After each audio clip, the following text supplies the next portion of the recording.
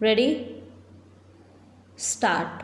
महोदय, प्रायः मैंने उन गहरे खजानों में गोते लगाए हैं जिनमें बीते जमानों के विचार, सपने और अनुभव दबे पड़े थे। लेकिन भाग्य और स्थिति ने मिलकर षड्यंत्र किया और मुझे उस सुंदर और सुनियमित जिंदगी से खींचकर देश के इतने अपढ़ लोगों के बीच लापटका।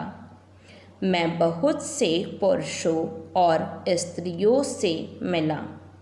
उसमें से अधिकांश ने स्कूल और कॉलेज की शक्ल भी नहीं देखी और न राज्य की तरफ से या निजी तौर पर की गई शिक्षा की व्यवस्था ने ही उन पर कोई प्रभाव डाला।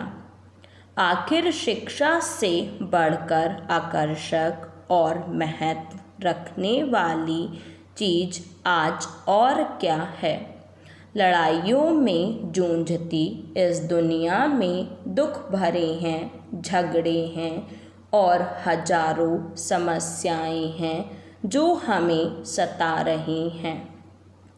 ऐसे समय में उचित शिक्षा के अलावा और किससे हम शांति पा सकते हैं और कैसे इन समस्याओं का हल निकाल सकते हैं। मुझ जैसे अनाड़ी आदमी के लिए जटिल प्रश्नों पर यहाँ चर्चा करना कहाँ संभव होगा। ये जटिल प्रश्न तो विशेषज्ञों के लिए हैं, लेकिन विशेषज्ञ के विशेष रूप से चीज़ों को देखने के तरीके में एक खतरा है। हो सकता है कि चीज़ों को देखने में उचित दृष्टिकोण उसका ना रहे और सामूहिक रूप से वह जिंदगी को देखना भूल जाए। इस खतरे के खिलाफ इंतजाम करना होगा, ख़ास तौर से इस समय में जबकि जिंदगी की नींव को ही चुनौती दी जा रही है और वह झगड़े में पड़ी है। शिक्षा के पीछे आपका ध्येय और उद्देश्य क्या है?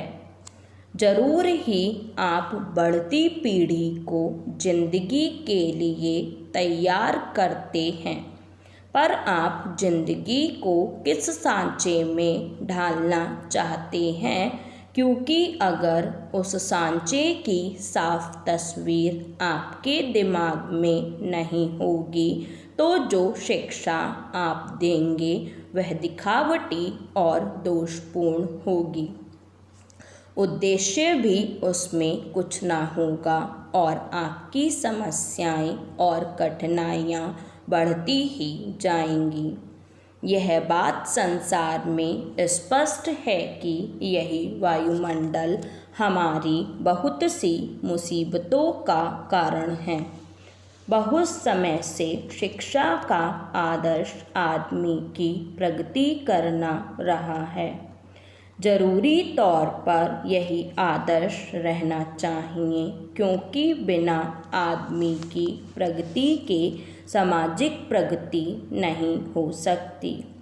लेकिन आज आदमी की वह चिंता भी जनसाधारण को सामने रखकर करनी चाहिए, नहीं तो शिक्षित आदमी अशिक्षित जनसमूह में खो जाएंगे और किसी भी हालात में क्या यह मुनासिब है?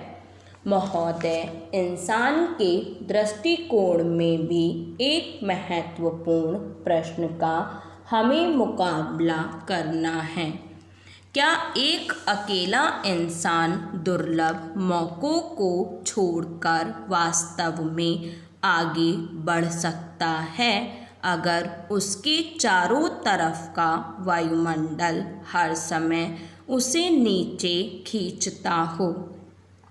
अगर यह वायुमंडल उसके लिए दूषित और हानिकारक है तो इंसान का उससे लड़ना व्यर्थ होगा और अवश्य ही वह उससे कुचला जाएगा। यह वायुमंडल क्या है?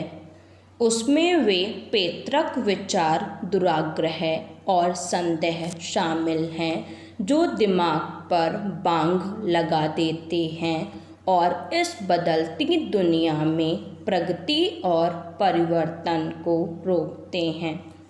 ये राजनैतिक स्थितियां हैं जो अकेले इंसान और इंसानों के समूह को ऊपर से लादी गई गुलामी में रखती हैं और इस तरह उनकी आत्मा को भूखा मार डालती है और उनकी भावना को कुचल देती है। सबसे अधिक आर्थिक स्थितियों का दबाव है। वे जनता को मौका देने से इनकार करती हैं।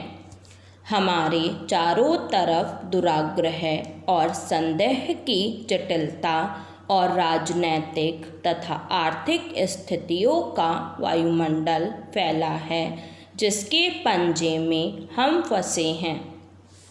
आज की शिक्षा प्रणाली सारे नामवर गुण शिक्षा सकती है, लेकिन जिंदगी और ही कुछ लिखती है और जिंदगी की आवाज़ कहीं ऊंची और तेज है। सहकारी प्रयत्न के लाभ आप बता सकते हैं, लेकिन हमारे आर्थिक ढांचे का आधार गला काटने वाली प्रतिस्पर्धा पर है और एक आदमी दूसरे को मारकर ऊपर उठना चाहता है, जो अपने प्रतिद्वंदियों को पछाड़ने में और कुचल डालने में सफल होता है, उसी को चमकदार इनाम मिलता है। क्या इसमें कोई अचरज है कि हमारे युवक उस चमकीले इनाम की ओर खिंचें और दावा करें कि लाभ के इच्छुक इस समाज में उस इनाम का पाना सबसे अधिक वांछनीय गुण है। इस देश में हम तो अहिंसा की प्रतिज्ञा से बंधे हैं, फिर भी हिंसा न सिर्फ लड़ते झगड़ते राष्ट्रों के प्रत्यक्ष रूप में ही हमें घेरे हुए है, बल्कि उस सामाजिक ढांचे के रूप में भी वह हमें घेरे हुए है जिसमें कि हम रहते हैं। इस हिंसा भरे वातावरण से सच्ची शांति या अहिंसा उस समय तक कभी भी हासिल नहीं हो सकती जब तक कि हम उस वायुमंडल को ही ना बदल दें। उन आदर्शों के बावजूद जिन्हें हम स्वीकार कर सकते हैं, हमारी शिक्षा प्रणाली इसी वायुमंडल की उपज है।